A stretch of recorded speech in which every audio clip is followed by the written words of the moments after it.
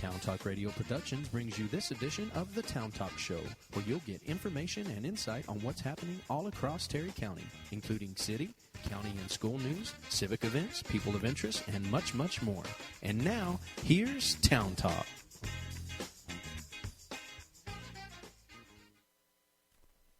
Good morning. Welcome to the Town Talk Show. I'm Danessa Churchwell, and I have Representative Dustin Burrows here with us this morning, and we are going to be talking about some new bills that he's been dealing with. He's been in session, and he's going to get us informed about everything that's been going on there.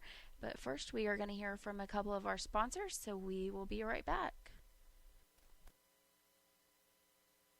At Adventure Marketing, we are a full-service advertising and public relations company. Adventure Marketing can help you develop and implement a marketing plan custom-tailored for the needs of your company. Let our team be there every step of the way to grow your business, from advertising, public relations, and promotional products to event planning, print, and web design. Adventure Marketing, fresh ideas in advertising. At Ratliff Funeral Home, pre-planning services will bring peace of mind, and it relieves your family from future financial obligations. You make decisions with a clear mind. Pre-planning is a thoughtful gift. The family needs to reflect on the memories without making decisions at an emotional time. Pre-arranging is a smart financial decision. Ratliff Funeral Home in Seminole, Denver City, Seagraves, and Brownfield. We're here for you.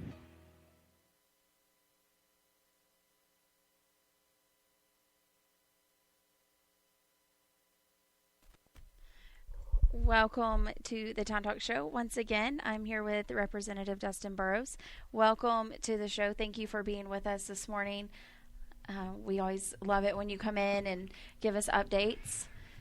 Well, I really appreciate you guys having me on today. We're about halfway through session, and might be one of the last times I get to actually come back into the district until session's over. And so making our way through, and just wanted to kind of do an update and talk about some of the things going on, and really appreciate the opportunity to be on the show today. Yeah, I was a little surprised when we were contacted by you guys. I didn't realize y'all had a little break, so that's nice. We were talking during the break, you get to see your family for a couple days maybe? Yeah. So far I usually get Saturdays and and Sunday mornings with my family before I have to go back, and that's the early part of session. As probably it continues on the next 75 days, it'll probably be full-time down there. So this is excited to get home and get to see them and just kind of go through the district and update everybody. So, yeah. Well, great. Well, I guess you can just get us started whatever you want to start with. We'll go with it. Well, I'll tell you what we've been up to in the House so far is CPS. I think the last show that I was on, I kind of described that, we have a real problem with Child Protective Services. They they try to do a very good job, but structurally we had some things that we, the legislature, needed to fix. Those bills came to the floor last week. I was proud to co-author them, and essentially we're going to try to put some more local control back into this so not all decisions are made in Austin. We're going to try to incentivize other family members when a child is removed to actually take the child rather than putting them with strangers, because we know that children with other family members are going to do better and feel safer and have better results because of it. Mm-hmm. We're going to rely heavily on our faith-based communities to be part of the adoption and foster process. And, of course, here in West Texas, they have historically been that. So we're continuing to try to push those type of reforms, make sure those faith-based communities have good protections and support them throughout this. So that's really been a big part of session. Then, of course, the bills that I've filed, I'm continuing to work on them. Today is the last day to file bills. We've filed over 20 bills and just going to start working those through and see which ideas the rest of the body is willing to entertain this session. Yeah, I know something when you've been in here before with us, something that you've always talked, I guess you've been very passionate about is the schools. So what can we look forward to as far as that's concerned? I know it's there's a lot of talk about a whole lot of different things and the vouchers and all kinds of stuff. So what what can we expect? Well, the chairman of public education for the House the other day said that he's not going to entertain any hearings on voucher bills because the votes aren't there in the House. So I think within my chamber, those debates, pretty much are over with before they ever started. And we're going to focus on just fundamental nut and bolts school finance reform. And, the issues that I'm pushing is really making sure small school penalties for schools just being small and rural are eliminated, and trying to make sure ASSETAR funding for some of the districts here that they rely heavily on it is extended, or at least there's some sort of safety net as it's set to expire at the end of 2017. It's a very tight budget. The early reads on the school finance bill certainly don't accomplish everything I was hoping for, but it's a good start, and I think most of the schools are pleased with it, and I think there's some work, especially with the ASSETAR formulas, that we need to make sure that money, even if it goes away, that we have a softer landing for it. Mm-hmm. I know when we hear from our school districts around here, one of their big concerns is the new A through F rating.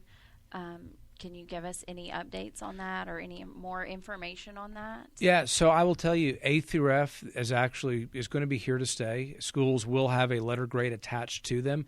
That being said, there's a lot of proposals to try to make sure the underlying way that things are weighted, the underlying things that are taken into account, is redone. I've seen, my colleagues from West Texas who are on the Pub Ed committee. They've come up with bills. I know the chairman's coming up with a bill, and there's going to be a variety of different opportunities to try to make it more responsive and a better way of actually measuring it. But I can tell you, A through F, I am almost certain that we're going to have letter grades attached to schools from here on out. It's just a matter of how we actually weight what. That I think we saw some problems with the initial pre-release, whatever a pre-release is, and we're going to continue to make sure that it really reflects what a school does and doesn't unnecessarily weight things that shouldn't be weighted. Okay. Another big topic with the schools is the STAR test. Is there any talk about changing that or improving it or anything? Always. Every session we continue talking about, what it does right, what it doesn't. There's always going to be some form of testing in there. It's always going to be an imperfect test, but we need to continue to make sure that we make it better. There has been some ideas, in previous sessions we have tried to work towards having less testing in schools. I think there's going to be opportunities this session to try and put some more control back into the classroom so that teachers don't feel like they're just test administrators. I think those are good reforms. Yes. And you continue to see the Public Education Committee debate ideas. Right now they've been focused on the school funding formula. I think A through F is going to come next, and then you'll start to see them turn attention to actually what the testing is. And what about 504 accommodations? I know that's always another big topic around the districts.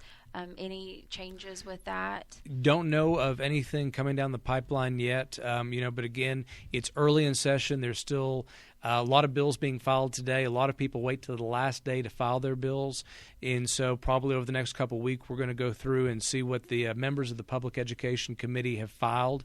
Typically, the big ideas come from the members who are actually on the committees. So we'll take a look at it and see if there's things that are good for District 83 in West Texas, and lend our support and help to try to make good reforms that take care of our schools better.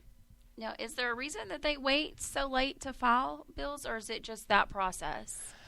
It depends. Some bills, I think sometimes you file bills early so you can get the conversation started and try to steer it. And then sometimes the chairman like to file their bills late so that they've already kind of got their ideas and they want less time, they know what they're going to do and so they're ready to file them. It just kind of depends. Okay. So you also mentioned about a new bill for first responders. Yeah, let me tell you a little bit about this. April of last year, I had people come to my office. It was law enforcement, police officers, their families. And they started talking to me about some of the struggles that they had once they were hurt on the job, once they were shot, once they were injured in the line of duty, and the ability to actually get the treatment they needed to get better. And it was really, really eye-opening. I was unaware of some of the struggles they went through. I had a young lady about my wife's age come see me from Amarillo, part of this group, and she said that her husband was in hot pursuit in Amarillo, and he got T-boned.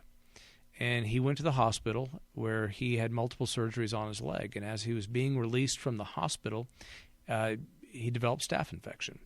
So the doctors prescribed a heavy round of antibiotics to cure staph because obviously it's dangerous and you need heavy antibiotics, and she goes to pick him up. And the pharmacist said, "I'm sorry, your insurance company has denied this." And she made call after call after call for 6 or 7 days until finally, they were giving her husband this much-needed antibiotics. Unfortunately, during that time, the staph actually got worse. He went back to the hospital where he died, left her a widow with 3 orphan children. Wow. And I started investigating that, and I heard other complaints where, our law enforcement was shot or injured, and they couldn't get in to see doctors for 18, 24 months while their injuries got worse, and all they wanted to do was get back in the uniform to go help us. And I thought this was outrageous. And so I filed 2 bills that is aimed at making sure that this doesn't happen again, because I believe that this district and the people around Texas do not want to see their first responders that are trying to get better being put in these situations where they don't have the tools to get better. Mm-hmm. And so we're going to try to help them this session. I'm very proud to carry their stories to Austin, to have them be told, and I think that people are going to be receptive and want to change some things that are necessary to make sure we don't hear these type of very troubling stories ever again. Mm-hmm. And so is there any other first responders? I feel like here lately there's so much in the news about the first responders, and you hear the good, you hear the bad. Is there any other, I know like the videos, I was listening to the news and heard that there's a new app coming out with videos. I don't know if have you heard this? I have not. It's an app. You can start a video if you get pulled over, and you can record the whole situation, and it shoots this video to the people that made the app, and they store the video and they can release it, good or bad. So I come from a law enforcement family. I have a really hard time dealing with these things. So, but they're saying this is okay. This is all legal. I didn't know you hadn't heard about this. I kind of caught you off guard, I guess. Yeah, no, look, I mean, at the end of the day, I understand that, even good people sometimes have bad results, and that not all law enforcement is perfect. Yeah. But I also know what they do every night. I know that they're out there protecting us, and they're forced into situations that most people could not handle. And so anything that tries to perpetuate this myth that they're not doing anything other than protecting and serving, I usually try to push back against. I was on the County Affairs Committee last session, and we had a lot of hearings about racial profiling. My chairman brought it up. And I fought all committee long to try to push back on that perception, and actually, put a page in the report that I know what our first responders do and our law enforcement does. And while you may find 1 or 2 incidents that don't comport with who we aspire for them to be, I think 99.9% of them are really honorable people, and the people who are captains and DPS troopers around the state do the right thing, and those stories and the good that comes out of it needs to be highlighted more often. Mm-hmm. Yeah, my personal opinion. Yeah, and I definitely, like I said, I come from a law enforcement family, and I definitely agree with that. It's very, and I know they're not all good. There's bad apples in everything. Everything you do, and even politicians. Yeah, but it's just still. I just think that they're not respected enough in this time. I couldn't agree with you more. And look, if there is an incident, it needs to be investigated, it needs to be talked about, and law enforcement needs to handle it. But anything we can do to try to fight the perception that they're out there doing bad things, we need to make sure they are respected, and that's very important to me, and I think it's very important to this district. And every chance I have in Austin, I've got a little pin that's the shape of Texas with a blue line down it. Mm-hmm. And all the committee hearings I've been on where they have Black Lives Matter's testimony and some of these things that are aimed at trying to perpetuate a myth about law enforcement. I usually I have my pin on and make sure that I take the opportunity to thank them and show them the respect, and I think that this district would like to be represented that way. Okay. Well, we are going to take a quick break. When we come back, we will find out more. I know you wanted to talk about an ag protection bill, and I'm sure you have some more that we can go over. So stay with us, and we'll be right back. At Clinic Pharmacy, we're not just your local pharmacy, we're your neighbors. The staff at Clinic Pharmacy is dedicated to helping take care of you and your family. Whether you need a prescription filled, your cholesterol checked, or just have a question, we're here to help you in any way we can. That's just what neighbors do. We're right around the corner, so come by and see us at Clinic Pharmacy, 901 Tahoka Road here in Brownfield, or give us a call at 637-7049. Brownfield ISD, providing opportunities for all students to excel, exhibiting success in academics, athletics, and band, staying in front of technology using smartboards, iPads, and Google Books. Great facilities, including a state-of-the-art indoor practice field and training center. Uncover the opportunity. Brownfield ISD, committed to excellence.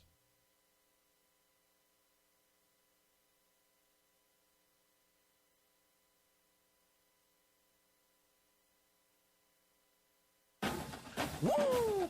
Big Mac, Mac Jr., Grand Mac 2. That's 3 Mac sizes made just for you. So no matter where you might be at, there's a Big Mac for that. Big Mac for that. Lunchtime already?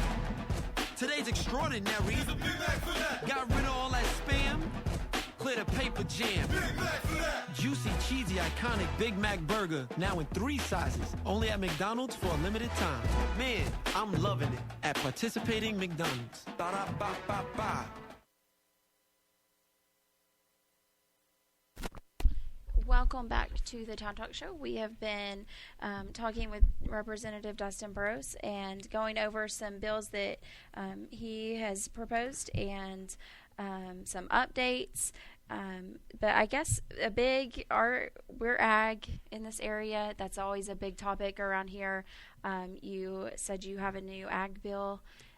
Let's discuss that. Absolutely. Last session I worked on the ag lien bill to make sure that our producers had some rights in case of a bankruptcy, and I was very proud that that was passed, and we had some success there. It was actually Senator Perry's bill with his name on it at the end of the day that passed, and always love working with the chairman of Ag over in the Senate. This time I've got a bill that's designed to help protect our guys in some of the contracting situations. And so probably some of your listeners know exactly what I'm talking about as I describe this, but what we've seen is a consolidation of merchants into bigger companies. And, of course, most of the merchants are buying cotton and they're flipping it over to mills in China. And we saw after the 2010-2011 crop, a lot of merchants weren't able to sell or deliver all the cotton they said they would to the mills. So the mills got angry and threatened lawsuit against the merchants, and the merchants said, oh, hold on a second. It was all these producers over in West Texas. They didn't give us everything they were supposed to. It was really bad. And they sued a whole bunch of people in this area, and they claimed fraud. And you're sitting there thinking, well, what do you mean by that? And I said, well, what they did is they took all of these acre contracts where everybody estimated how many bales they'd produce on a set amount of acreage, and they said, well, guys, you purposely misestimated what that would be. And our guys said, well, we've been doing this the same way for 10 years. And by the way, if you wanted to know how we came up with the estimate, you could have asked, or I would have shown you my FSA documents.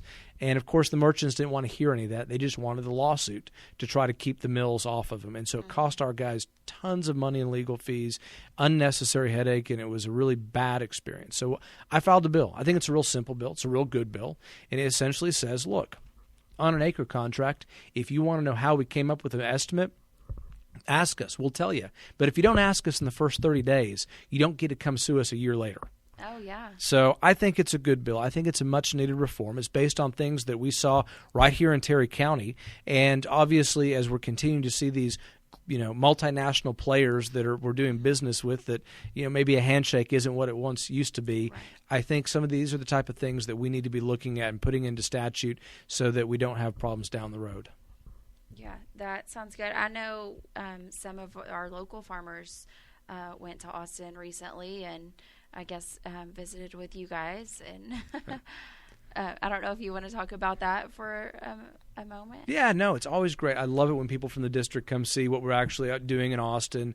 Sat down, got a chance to spend some time visiting with them about, ag lien bills, about these ag contract protection bills, about Donald Trump and anything else anyone wanted to talk about. So we had great conversation. Had an opportunity to kind of walk them through the process and what I thought some of the big topics were of the day. And so it was a real pleasure for me to, see them down there in Austin and get a chance to visit with them and hope they had a good time and educational experience. Yeah. Oh, good. I know also healthcare is always a big topic, and I know you've talked about it before when you've been in here. So what's going on with the healthcare? So look, give you a couple numbers. Right now the Kaiser Institute says the average price of a health insurance policy for a family of four on the exchange is $17,000 a year. They say by 2019 it could be as high as $30,000 a year. People cannot afford this. Let me repeat this. People cannot afford this. This is not even a possibility, and it's still mandated as of today. Cities can't afford it. The state can't afford it. If you want to know why we're not able to spend more money on schools or roads or tax relief, it's because we're a huge consumer of health insurance. Something has to change. I have a bill. I've been very proud of the bill, HB 307. I filed it back in November, and I've done multiple conferences on it and talked to a lot of legislators about it and says, this is the solution. Let's get the consumer back into it. Let's give them the power to know what things cost and some incentives to go out and negotiate the prices. I know this has worked. If you look at cost trends, all medical products and devices and pharmaceuticals have continued to go up and up and up, when compared with the cost of all other goods, except for things like plastic surgery and LASIK and things people pay for out of their pocket. Right. Why? Because people are more price sensitive to where things cost. And so I've got a bill. I've been working the bill, and I really think it's an opportunity for Texas to come up with a Texas solution and start to drive down the health insurance costs and deal with some of the other things out there. Yeah, I know earlier, I guess at the end of last year, our family looked at health insurance. My husband owns a small business, and so we looked into it, and it's exactly what you said. We're a family of five. It was $18,000 a year, and I said, our hospital bills would be cheaper than this than if we just paid for them. Yeah. It doesn't make any sense for us to pay that and not as little as we use it. It wouldn't pay that much. Change is coming. I know this. I mean, if you look in 1960, and I hate to just throw numbers, but it kind of tells the story. In 1960, 4% of the economy was spent on healthcare and healthcare-related services. So 4 cents of every dollar spent went to that sector.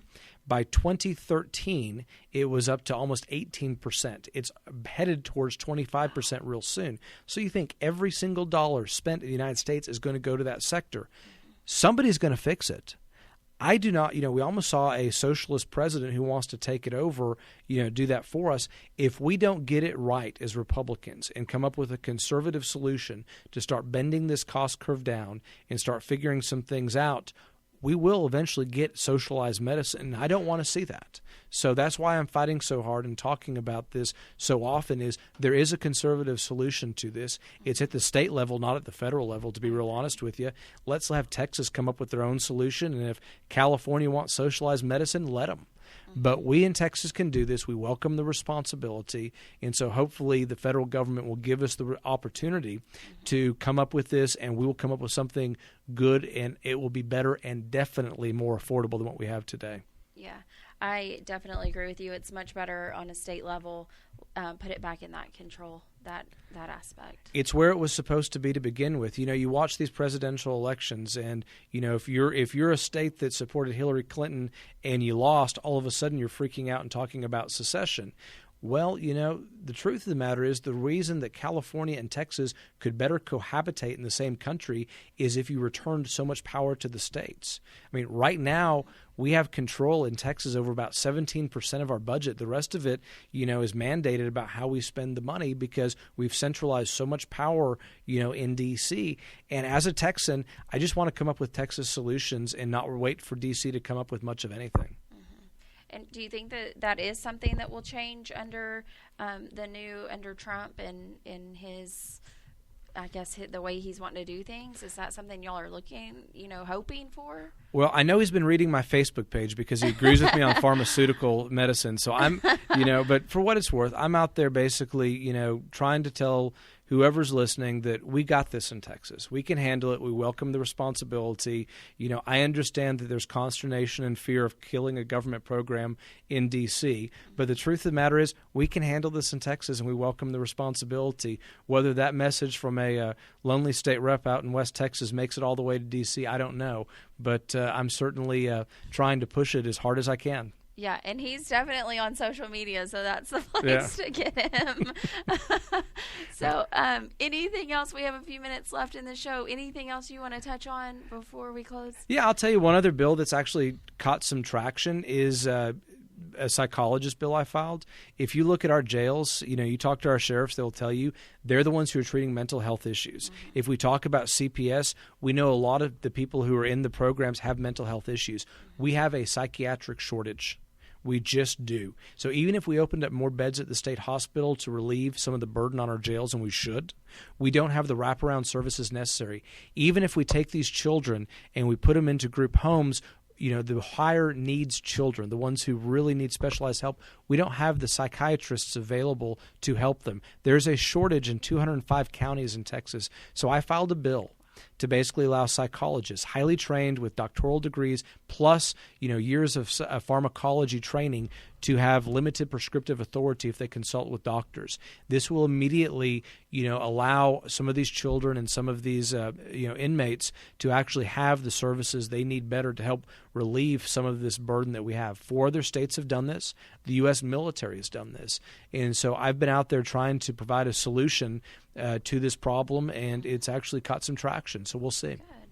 Good. Yeah, and it'll, be better for the counties. It'll be better all across the board if that happens. Well, and this is the argument I'm always making in Austin is, they sit there and say, well, it'd be better if a psychiatrist, did it or whatnot. I keep reminding them, out in rural West Texas, some care is better than no care.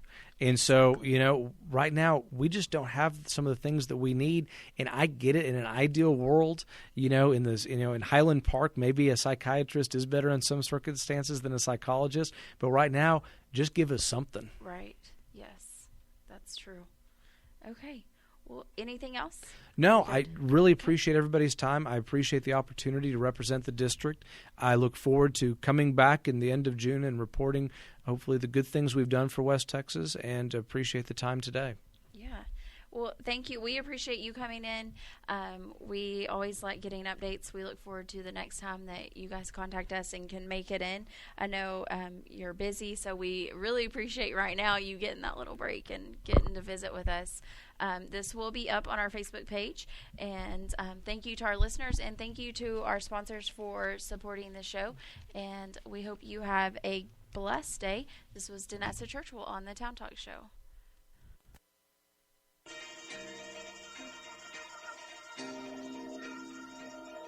You've been listening to The Town Talk Show, a broadcast of Town Talk Radio Productions. If you would like to comment on our show or promote your civic or church event, or if you have an idea for an interesting story, give us a call at 806-637-0030 from 9 a.m. to 5 p.m. Monday through Friday, or you can drop us a line at info@towntalkradio.com. You can also follow us on Facebook. Thanks for tuning in, and have a great day.